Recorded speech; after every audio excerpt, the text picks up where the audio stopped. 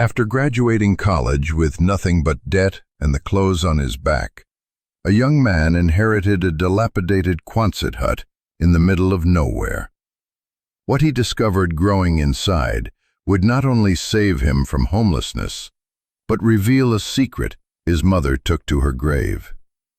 If you've ever felt like you were starting from absolute zero, with no safety net and no one to call, then this story is for you.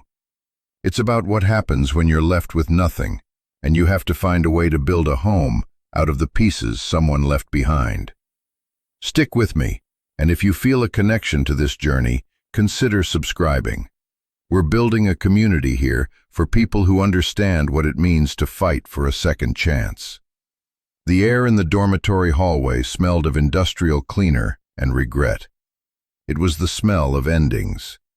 For 4 years, this place had been the only constant in my life, a sterile container for the chaotic process of becoming someone. Now, on graduation day, it was just a hallway again. Empty rooms echoed with the ghosts of late-night study sessions and cheap pizza. My footsteps were the only ones left. Everyone else had gone home. They had cars packed by smiling parents, tearful hugs, and bedrooms waiting for them, filled with childhood trophies and posters peeling at the corners. They had a place to land. I had a diploma in a cardboard tube, a mountain of student loan debt that felt like a physical weight on my shoulders, and a single duffel bag. My room was bare. I'd wiped down the surfaces, swept the floor, and turned in my key at the front desk to a student worker who didn't even look up. The finality of it was a quiet, suffocating thing. For 18 years, I'd been part of a system. First, the loosely connected web of foster families after my mom died when I was 10. Then, the heavily structured system of college, supported by scholarships, grants, and loans that always felt like borrowing time from a future I couldn't quite picture. Today, at 22, I had officially aged out of everything. I was free. It felt exactly like being abandoned.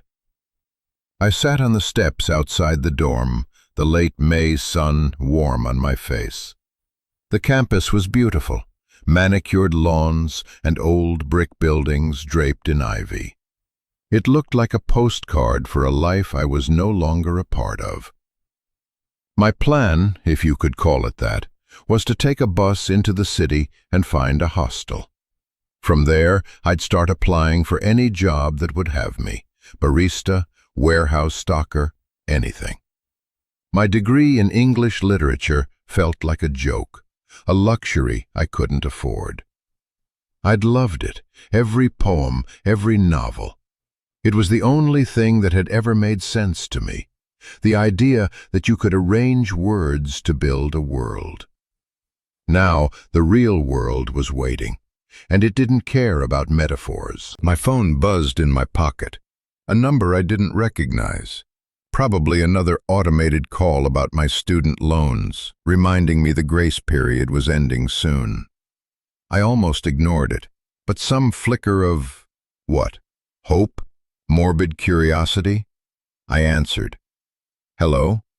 A man's voice, dry and professional, like old paper. Am I speaking with Leo Vance? Yes, I said, my own voice sounding thin. Mr. Vance, my name is Arthur Abernathy. I'm an attorney. I was the legal counsel for your mother, Eleanor Vance. The world tilted. My mother. People didn't talk about her anymore. It had been 12 years. The memories were faded, worn smooth like sea glass. The smell of soil on her hands from the community garden. The sound of her humming while she painted. The warmth of her hand in mine. After she died in the car accident, the world had gone quiet and gray. The state became my guardian, and Eleanor Vance became a name on a file. My mother? I stammered. Yes, I've been attempting to reach you.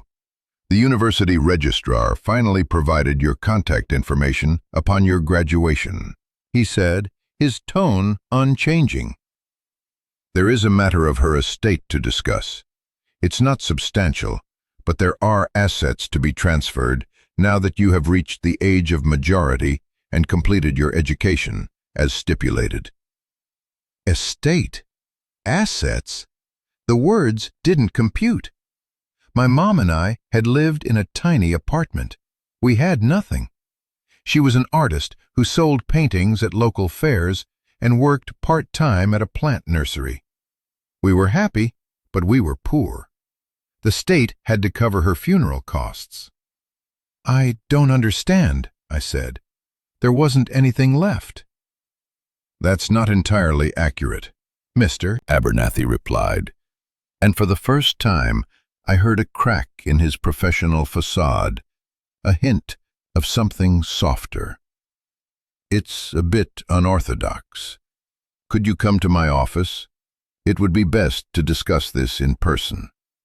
I've just been informed that your campus housing has expired. I imagine your time is flexible." He gave me an address downtown. It was a long walk, but I had nothing but time.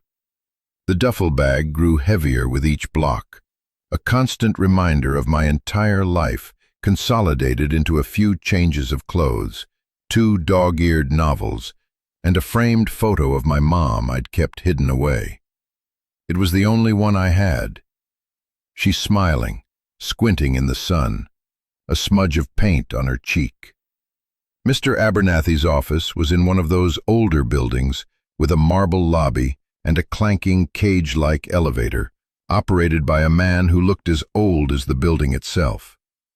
The office was small, crammed with shelves of leather-bound books that smelled of dust and time. Mr. Abernathy was a small, neat man in a tweed jacket, with kind eyes behind thick glasses. He gestured for me to sit in a worn leather chair that sighed as I sank into it. "Thank you for coming, Leo," he said, sitting behind a large mahogany desk. It was clear he was a man who lived by rules and procedures. "Let me be direct. Your mother was a very forward-thinking woman. After you were born, she took out a small life insurance policy. It wasn't much, but she invested it. Then, about a year before she passed, she liquidated the investment and purchased a piece of property." My mind was blank. A property? Where? He slid a thick manila envelope across the desk. My name was written on it in my mother's familiar, looping script. Just seeing her handwriting made my throat tighten. "It's rural," he said carefully. "About 3 hours north of here. 5 acres of land in an unincorporated part of Sterling County. The property itself is unconventional. The sale was for the land primarily. The structure on it was included as is." He paused, watching my face. "It's a Quonset hut." I just stared at him. A Quonset hut. A half-cylinder of corrugated metal, like a military barracks from an old movie. What on earth was my mother doing buying a Quonset hut? "She was very specific in her will," Mr. Abernathy continued, folding his hands on the desk. "The deed was to be held in trust and transferred to you upon your 22nd birthday, or your graduation from a 4-year university, whichever came later. She wanted to ensure you had a place to go, a foundation." A foundation. It felt like a joke, a piece of scrap metal in the middle of nowhere. I thought of the $50 in my pocket, the eviction notice from my life. Why didn't she tell me? Why didn't anyone tell me? "Those were her instructions," he said gently. "She was a private person. I believe she intended it as a last resort, a fail-safe for you. She didn't want you to know about it unless you absolutely needed it. Given your circumstances," he trailed off, letting the unspoken hang in the air. "You need it now." He pushed the envelope closer. "The deed is in here, officially transferred to your name. Property tax records, a set of keys, and a letter. From her to you." My hand trembled as I reached for it. The envelope was heavy, weighted with the secrets of the last 12 years. The keys were old and heavy, one a standard house key, the other large and industrial-looking. I could feel the cold metal through the paper. "There is one complication, Mr. Abernathy added, his tone shifting back to business. "The property taxes have been paid automatically from a small account she set up, but that account is now depleted. The next payment is due in 6 months. It's not a large amount, but it is a liability. Furthermore, I've received 2 inquiries about the land in the past year from a developer, a company called Stone Ridge Holdings. They're buying up parcels in that area. They don't know the property has been transferred to an individual. Their last offer was substantial." He named a figure that made my head spin. It was more money than I had ever imagined seeing in one place. Enough to pay off my loans, rent a decent apartment, and live for a year without worrying. Enough to buy a normal life. "They want the land," I said, my voice hoarse. "They want the land," he confirmed. "It's an option, a very practical one. You could sell it, take the money, and start fresh. No one would blame you." He looked at me, his gaze steady. "Or you could go see it. See what your mother wanted to give you." The choice felt immense, a fork in the road of my entire future. The easy path, paved with money and escape. Or the hard path, leading to a metal hut in the woods, a place I couldn't imagine, for reasons I didn't understand. But it was from her. It was the last thing she ever did for me. "I have to see it," I said, the words coming out before I had even fully formed the thought. It wasn't a decision made with logic. It was a pull, an instinct, a need to understand the last secret of the woman who had been a ghost for more than half my life. Mr. Abernathy nodded slowly, a small, sad smile on his lips. "I thought you might say that." He handed me a bus schedule and a $100 bill from his own wallet. "For the ticket and some supplies. It's a long ride." I left his office in a daze, the heavy envelope clutched in my hand like a life raft. The city streets seemed louder, harsher. The promise of the hostel, of a job scrubbing floors, faded into the background. A new destination had been written onto my blank map. Sterling County, a Quonset hut, a letter from my mother. I walked to the bus station, the weight in my duffel bag feeling a little different now. It was no longer just the burden of my past, but the strange, terrifying possibility of a future. The bus ride was a slow-motion transition from one world to another. The city's dense grid of concrete and glass gave way to sprawling suburbs, then to strip malls and highways, and finally to something else entirely. The landscape softened and blurred, the roads narrowed, trees began to crowd the edges of the asphalt, their branches reaching over the road like a canopy. We passed through small towns with single traffic lights, peeling paint on storefronts, and a quiet that felt ancient. With every mile, I felt like I was traveling not just north, but backward in time. I was the only person who got off at the stop for Sterling Crossing. It wasn't a station, just a faded sign on the side of a 2-lane road, next to a gas station with rusted pumps, and a convenience store where the cashier looked at me with open, undisguised curiosity. "You need a ride?" he asked, his voice a slow drawl. "Not much out here to walk to." "I'm heading to a property on Old Mill Road," I said, trying to sound more confident than I felt. He raised an eyebrow. "Old Mill? Ain't nothing down that way but the old hemlock plot and a bunch of trees. You sure?" "I'm sure," I said. He shrugged. "Suit yourself. It's a good 3-mile walk. Take a right at the fork." The air was different here. It smelled of damp earth, pine needles, and rain. The humidity was a thick blanket. As I walked, the sounds of the highway faded, replaced by the buzz of insects and the rustle of unseen things in the woods. The road turned from asphalt to gravel, and the trees pressed in closer. It felt like the world was closing in, swallowing me whole. I checked the small, hand-drawn map Mr. Abernathy had included. A simple X marked the spot. My heart was pounding, a nervous, frantic rhythm against my ribs. This was insane. What was I doing here? I could have been in a clean, anonymous hostel right now, filling out job applications. Instead, I was walking toward a metal can in the woods, chasing a ghost. I thought about the developer's offer. The numbers shimmered in my mind, a beacon of safety and simplicity. I could still turn back, walk to the gas station, and call Mr. Abernathy, tell him to sell. But I kept walking. My loyalty to my mother, to the mystery of her final act, was stronger than my fear. I needed to see this through. I needed to stand on the ground she had chosen. After what felt like an eternity, I saw it. Through a break in the trees, a curve of gray, corrugated metal rose from a clearing, like the back of a huge, sleeping whale. The Quonset hut. It was bigger than I'd imagined, and more desolate.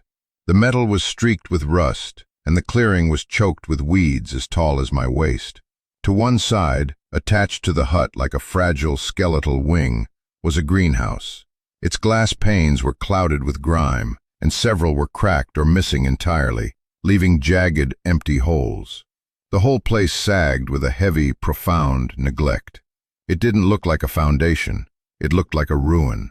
A gravel driveway, barely visible beneath the weeds, led to the front. The main door was a large sliding slab of metal, painted a faded red that was now peeling in long strips. I dropped my duffel bag, my hands shaking, as I pulled the keys from the envelope. The large industrial key slid into the lock with a grating metallic screech. It took all my strength to turn it. The lock clanked open with a sound that seemed to echo across the clearing. I put my shoulder to the door and pushed. It groaned, scraping against a rust-caked track, and slid open just enough for me to slip through. The air inside was cold, still, and thick with the smell of dust, damp, and mice. A single bar of light cut through the gloom from the partially open door, illuminating a universe of floating dust motes. The interior was one vast, cavernous space. The curved metal walls soared overhead, amplifying the silence. The floor was bare concrete, cracked and stained. It was completely empty. No furniture, no boxes, nothing. Just a huge, echoing void. Disappointment hit me like a physical blow. This was it? This was the failsafe? An empty metal shell? I felt a fool. A grief-stricken, sentimental fool who had walked for miles to find a whole lot of nothing. The developer's offer wasn't just an option anymore. It was the only sane choice.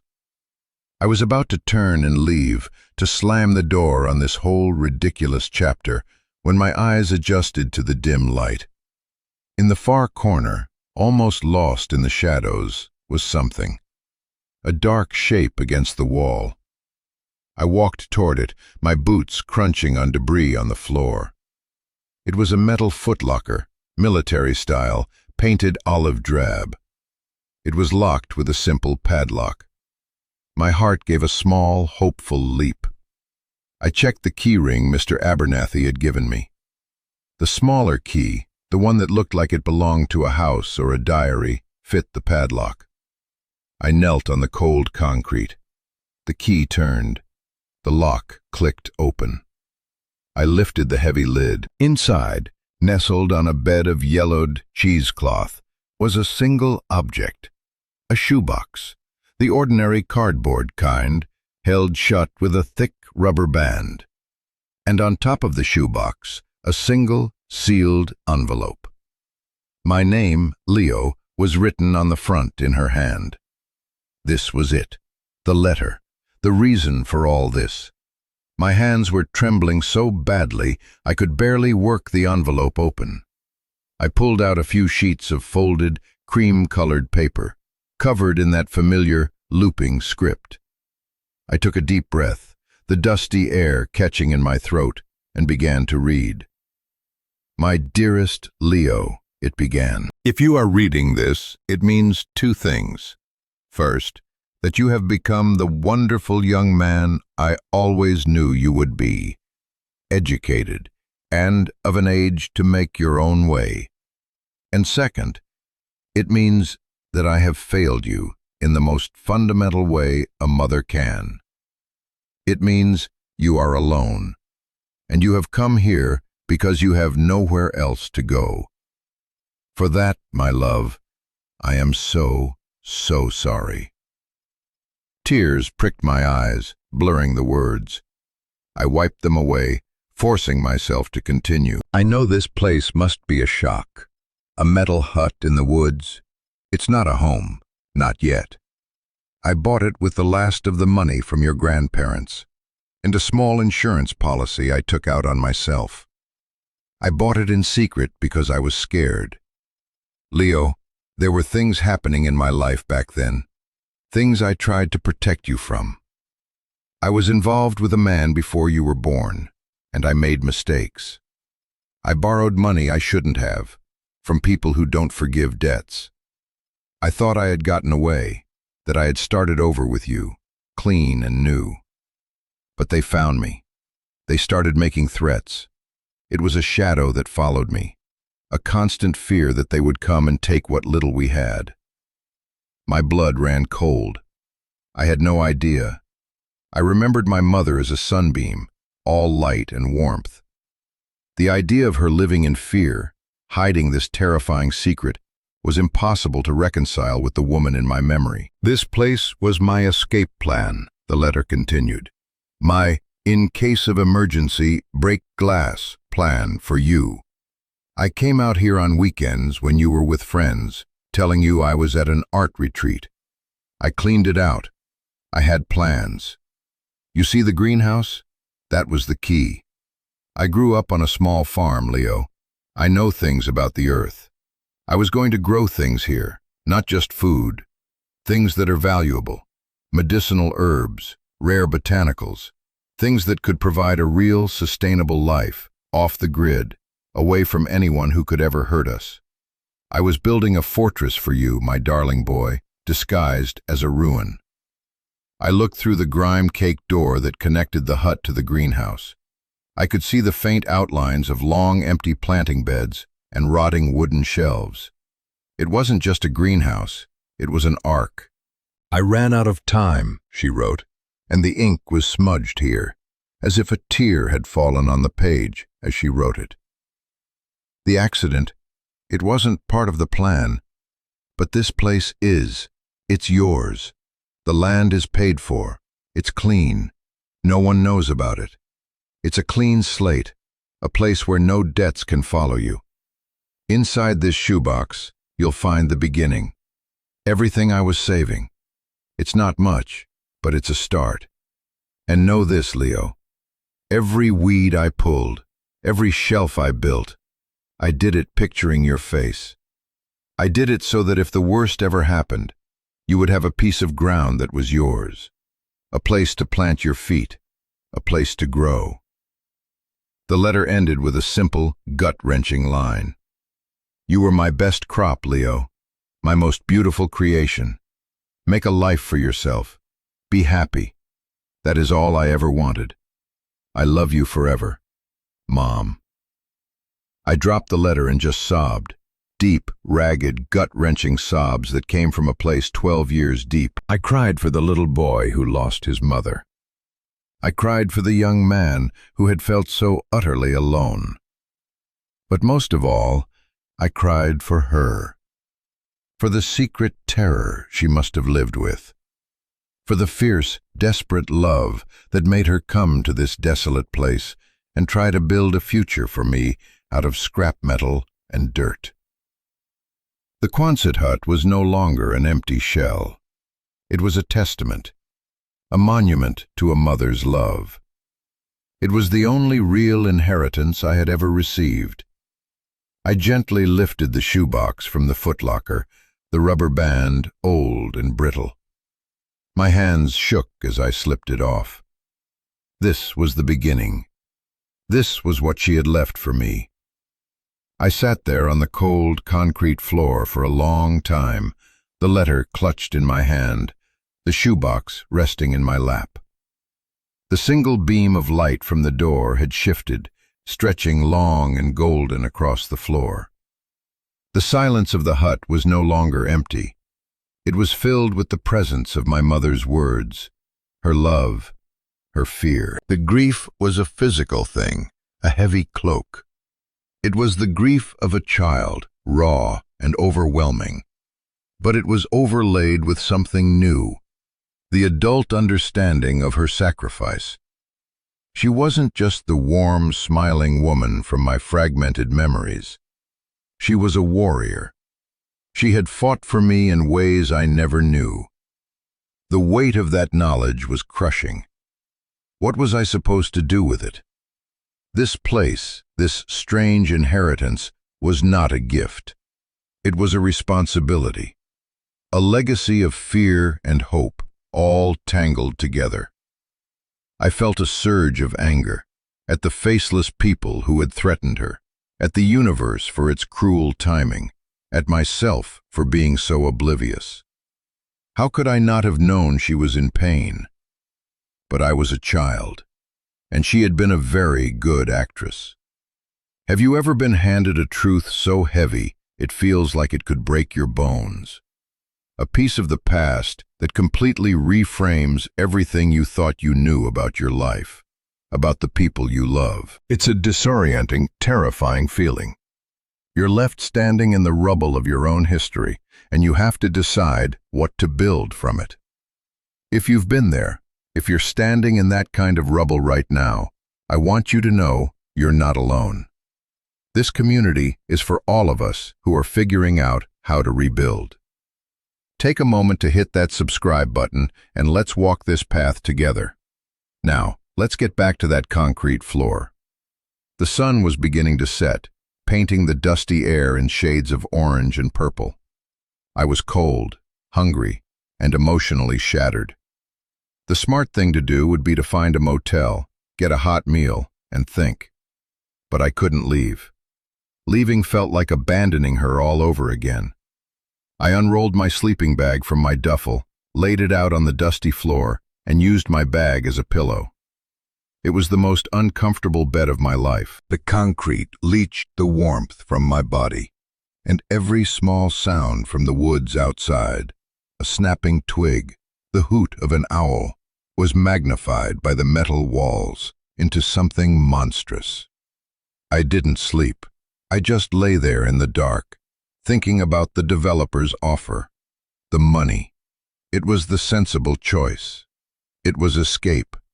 I could sell this monument to my mother's fear, pay off my debts, and disappear. I could get an apartment in a city where no one knew my name. I could be free. But my mother's letter had redefined freedom. She hadn't wanted me to run. She had wanted me to have a place to stand my ground, to grow. Selling this land would feel like selling her last hope. The next morning, I woke up stiff and sore, a gray, flat light filling the hut. The first thing I did was open the shoebox. Inside, it was packed with small, meticulously labeled paper envelopes. Seeds, dozens of them. Ginseng, golden seal, black cohosh, echinacea. I didn't recognize all the names, but I recognized the intent. These weren't simple garden vegetables. They were valuable, difficult-to-grow botanicals. My mother's plan started to take on a sharp, practical focus. This wasn't a dream, it was a business plan. Beneath the seed packets was a small, leather-bound journal, her gardening journal. I opened it. The pages were filled with her handwriting, detailing soil pH, germination times, sunlight requirements, and drying techniques. There were sketches of the greenhouse layout, notes on building cold frames, and lists of suppliers for organic fertilizer. It was a complete blueprint. And tucked into the back cover of the journal was a folded piece of paper. I unfolded it. It was a bank statement for a savings account. The balance was just over $5,000. At the bottom, a handwritten note. For the first year's taxes and supplies, use it wisely, my love. $5,000. It wasn't a fortune, but it was a lifeline. It was enough to make a choice possible. It was the difference between desperation and a fighting chance. I spent the day exploring. I walked the 5 acres, the land thick with pine and oak, a small trickling creek cutting through the back of the property. The boundaries were marked with old stone walls. It was beautiful, wild, and completely mine. I went into the greenhouse. It was a wreck. The frame was sturdy steel, but the glass was a disaster. The wooden planting beds were rotten, and the irrigation pipes were clogged with rust and dirt. It would take a tremendous amount of work. It seemed impossible. I sat on an overturned bucket in the derelict greenhouse, the journal in my hands. I could feel the 2 futures pulling at me. One was a check in my hand, a clean break, a life of anonymous ease. The other was dirt under my fingernails, aching muscles, and the constant, terrifying risk of failure. One was forgetting. The other was remembering, every single day. My phone, which I'd been charging with a portable power bank, rang. It was an unknown number, but it had a local area code. I answered. "Is this Leo Vance?" a slick, confident voice asked. "Who is this?" "My name is Mark Trask. I'm with Stone Ridge Holdings," he said, his voice oozing a practiced charm. "I understand you've recently taken possession of the parcel on Old Mill Road." I'd been in touch with the previous attorney. "Listen, our company is developing a luxury retreat community in the area, and your parcel is one of the last key pieces we need.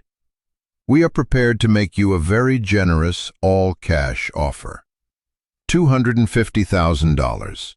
We can close in 2 weeks. No inspections, no contingencies."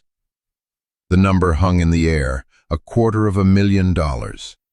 It was an absurd, life-altering amount of money. It was the answer to every practical problem I had. I could hear the hum of the city, the promise of a warm apartment, the relief of a zero balance on my student loan account.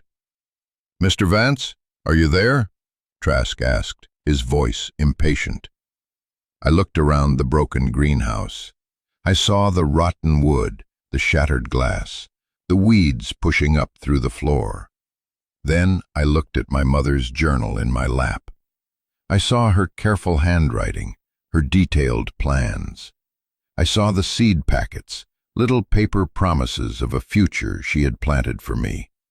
I thought of her, alone out here, fighting her fear by building something. What was a home? Was it 4 walls and a roof you paid rent on? Or was it a piece of ground where you had a right to stand? A place where you could cultivate a life, no matter how hard the work? The developer was offering me a price for the land, but my mother had given me its value, and they were not the same thing. "No," I said, my voice quiet but firm. "I'm sorry, I don't think I heard you," Trask said, a hint of disbelief in his tone. "The property is not for sale," I said, more forcefully this time. The words felt right. They felt solid. They felt like my own. There was a moment of stunned silence on the other end of the line. "Mr. Vance, with all due respect, you're sitting on a dilapidated shack on a piece of overgrown land. The offer I'm making is more than fair. It's a windfall. You should seriously consider it." "I have considered it," I said, standing up. I looked out through a jagged hole in the glass at the 5 acres of woods that were mine. My answer is no. Please don't call again. I hung up the phone before he could reply. The silence that followed was different. It wasn't the silence of loneliness or despair. It was the silence of decision. The moment the choice was made, the path ahead, as difficult as it was, became clear. I wasn't running. I was staying. I was going to build something. I was going to take the seeds my mother had left me, and I was going to make them grow. The fear was still there, a cold knot in my stomach, but for the first time it was joined by something else, something fierce and bright and hot. Hope. The immediate aftermath of that phone call was a strange mix of terror and exhilaration. I had just turned down $250,000. The sheer insanity of it washed over me in waves. I paced the concrete floor of the Quonset hut, my heart hammering. Had I just made the biggest mistake of my life? The money could have erased all my problems, wiped the slate clean in a way that felt safe and easy. But my mother's words echoed in my head. A clean slate, a place where no debts can follow you. She had already given me a clean slate. It just wasn't made of money. It was made of dirt and steel. I made 2 more calls that day. The first was to Mr. Abernathy. "I'm keeping it," I said as soon as he answered. There was a long pause. "Leo," he said, his voice careful. "Are you sure? I received a copy of the offer from Stone Ridge. It's a very significant amount of money." "I'm sure," I said. "This is what she wanted." I could almost hear him nodding on the other end of the line. "All right, son," he said, and the word son sounded natural, not forced. "I'll file the necessary paperwork to take it off the market. If they contact you again, you direct them to me. I'll handle it." The relief in his voice was subtle, but I heard it. He had been rooting for me to make this choice all along. My second call was to the bank listed on the savings account statement. After a frustrating half-hour of security questions, proving I was, in fact, the legal heir to Eleanor Vance's account, the money was mine. $5,112.42. It felt like a dragon's hoard. The next morning, I walked the 3 miles back to the gas station. The cashier gave me the same curious look. I bought a coffee and a bag of beef jerky and asked him where the nearest hardware store was. "That'd be in town," he said. "Another 10 miles that way. You can't miss it." I found a local taxi service, a single guy with a beat-up pickup truck, and paid him to drive me. The town of Sterling was small but functional. It had a hardware store, a grocery store, a library, and a diner. I felt like an explorer charting a new continent. At the hardware store, I was a man on a mission. I had my mother's journal, which had a list of initial supplies she'd planned to buy. Heavy-duty work gloves, a shovel, a rake, tarps to cover the broken panes in the greenhouse, caulk, cleaning supplies, a propane camp stove and a canister of fuel, a good lantern. The bill came to just over $300. It was the most purposeful money I had ever spent. The taxi driver, a grizzled man named Earl, helped me load everything into the back of his truck. "Building something out on the old hemlock plot?" he asked, not unkindly. "Trying to," I said. He nodded, chewing on a toothpick. "That place has been empty a long time. Folks round here figured it'd just rot back into the ground." "I'm hoping to stop that from happening," I said. He gave me a long look in the rearview mirror. "Well, good luck to you, kid. You're gonna need it." The work was brutal. The first week was just about making the place survivable. I scrubbed a small corner of the Quonset hut floor until the concrete was clean. I set up my sleeping bag there, my few supplies arranged neatly against the wall. It was a tiny island of order in a sea of chaos. I spent days just clearing the weeds and brush from around the hut and the greenhouse, my hands blistering even through the gloves, my back screaming in protest. Every evening, I would collapse onto my sleeping bag, too tired to even read, and fall into a dreamless, exhausted sleep. It was during this initial clearing that I made the next discovery. While pulling up a thicket of thorny bushes that had grown against the back wall of the Quonset, my shovel hit something hard. Not a rock. It was a flat, metallic sound. I dug around it, my curiosity piqued. I uncovered the edge of a metal panel set flush against the concrete foundation, hidden below the dirt line. It had a small, recessed handle. It was a cellar door. My heart pounded. It wasn't on any of the plans Mr. Abernathy had given me. It wasn't mentioned in my mother's first letter.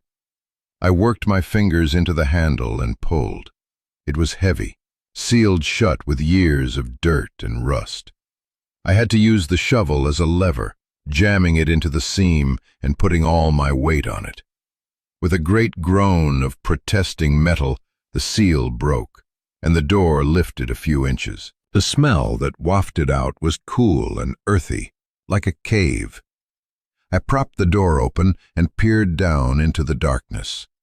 A set of steep wooden steps led down into a small, concrete-lined room. A root cellar. I grabbed my lantern and cautiously made my way down. The cellar was small, maybe 10 feet by 10 feet. It was cool and dry. Along one wall were empty wooden shelves, clearly meant for storing vegetables and preserves. But it was the other side of the room that made me stop dead. Against the far wall, there were 2 large, sealed plastic tubs and another metal footlocker, identical to the one I'd found upstairs. This was it, the real hoard. My mother had been so careful. The first footlocker was a test. If I had been the wrong kind of person, someone who just took the box and left, I never would have found this. She had buried her real treasure, trusting that only someone willing to work the land, to clear the thorns, would ever uncover it. With trembling hands, I opened the footlocker first. It wasn't filled with seeds. It was filled with cash. Neat, plastic-wrapped bundles of 20s, 50s, and 100s. I didn't count it right away, but it was a lot, a life-changing amount. And on top of the bundles was another letter, this one much thicker than the first. I sat down on the cold cellar steps, the lantern light casting flickering shadows on the walls, and opened it. "My clever, hard-working boy," it began. "If you found this, it means you chose the hard path. It means you stayed. It means you are your mother's son. I am so proud of you, I can't even find the words." I had to stop and take a breath, my throat thick with emotion. This is the real inheritance, Leo. It's everything I saved, everything I scraped together. It's not tainted money.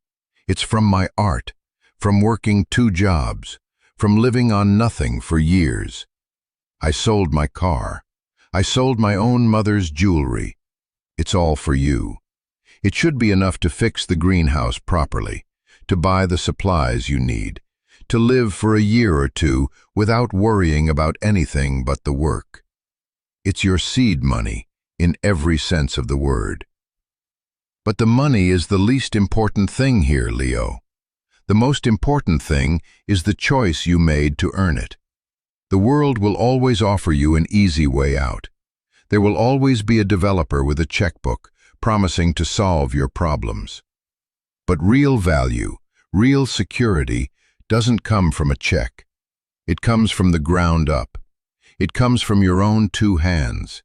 It comes from building something that is yours, something that can sustain you. That's the lesson I wanted to give you. That's the only legacy that matters. The tubs are filled with more supplies, preserved food, tools, more books, everything you need to get started. The business plan is in the journal.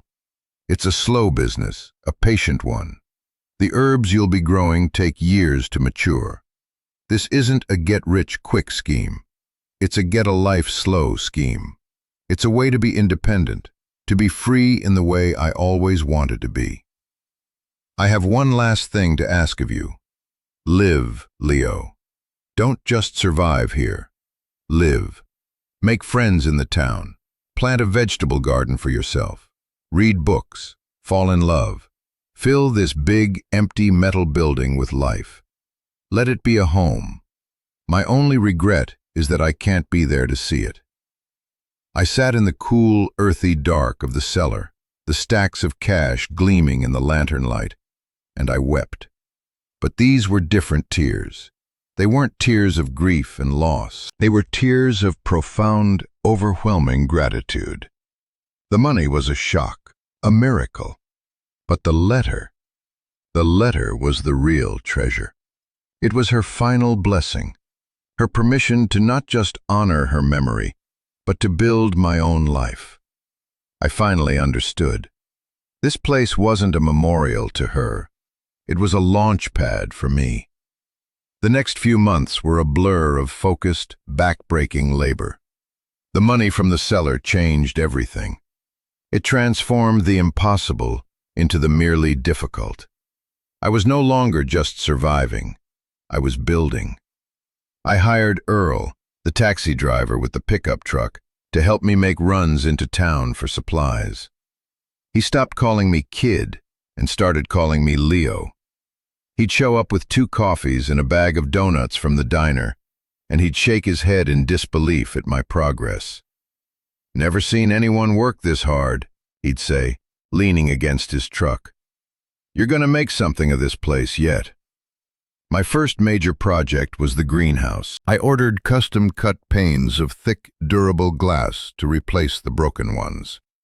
I spent weeks reglazing, carefully setting each new pane into the steel frame, sealing it against the wind and rain.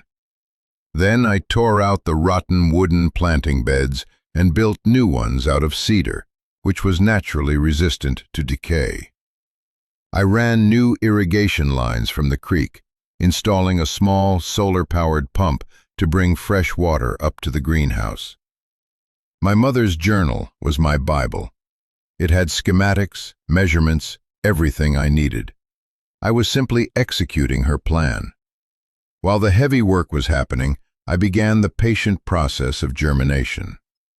In a clean corner of the Quonset, under grow lights I'd bought, I started the first batch of seeds in trays.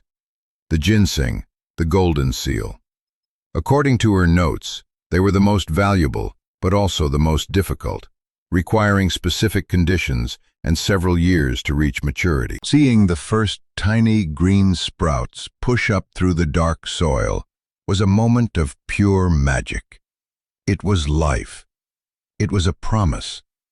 It was my mother's last message to me, finally taking root. I started to make a life outside of the work. I went to the town library and got a card. The librarian, a woman named Sarah, with kind eyes and a quick smile, helped me find books on local botany and sustainable agriculture. We started talking. First about books, then about everything else. I started going to the diner for breakfast on Saturdays, sitting at the counter. The locals, who had at first been suspicious of the stranger who bought the old hemlock plot, started to nod at me. They asked about my progress. They offered advice. One old farmer gave me a box of his heirloom tomato seedlings. "Every man needs a decent tomato," he said gruffly. I planted them in a small patch of tilled earth just outside the Quonset. I planted lettuce and carrots and potatoes. I was building my mother's business, but I was also building a home. The hut was slowly transforming. I used some of the money to have a proper septic system and a well installed. I bought a small wood stove, and its warmth pushed back the damp chill. I built a bed frame out of scrap lumber. I bought a comfortable chair. I filled the empty space not just with things, but with a routine, with a life. One evening, I was sitting in that chair, reading a book by the light of a lamp, the wood stove crackling merrily. The air smelled of wood smoke and coffee. Outside, a gentle rain was falling, pattering on the metal roof, a sound that was no longer lonely, but comforting. I looked around at the life I had carved out of this empty place. I had followed her blueprint, but I had made it my own. I thought about the word inheritance. I used to think it meant money or property, something you were given, but I was wrong. A real inheritance isn't something you receive, it's something you become. It's the strength, the resilience, the love that is passed down. My mother hadn't just given me land and money. She had given me a belief in the power of hard work. She had given me a reason to put down roots. She had given me the chance to discover a strength in myself I never knew I had. This place had saved me, but not in the way I expected. It hadn't saved me from homelessness by providing a roof. It had saved me by giving me a purpose. It saved me by connecting me to my past and giving me a tangible way to build a future. The Quonset hut and its broken greenhouse were not my salvation. They were the tools. I was the one who had to pick them up. The growth wasn't just in the soil of the greenhouse. It was in me. The journey isn't over. The ginseng is still just a few inches tall. The business is years away from being truly profitable. There are still leaks to patch and plans to make. But for the first time in my life, I feel like I am standing on solid ground. My own ground. What does home mean to you? Is it a place you were born, or a place you have made? Is it four walls, or a feeling of belonging? I read every comment, and I believe our stories are how we build community. Share yours below. Tell me about the place, or the person, or the moment that you finally felt like you were home. And if this story resonated with you, if you believe in second chances and the power of putting down roots, please subscribe. Let's keep building this place together. Thank you for listening.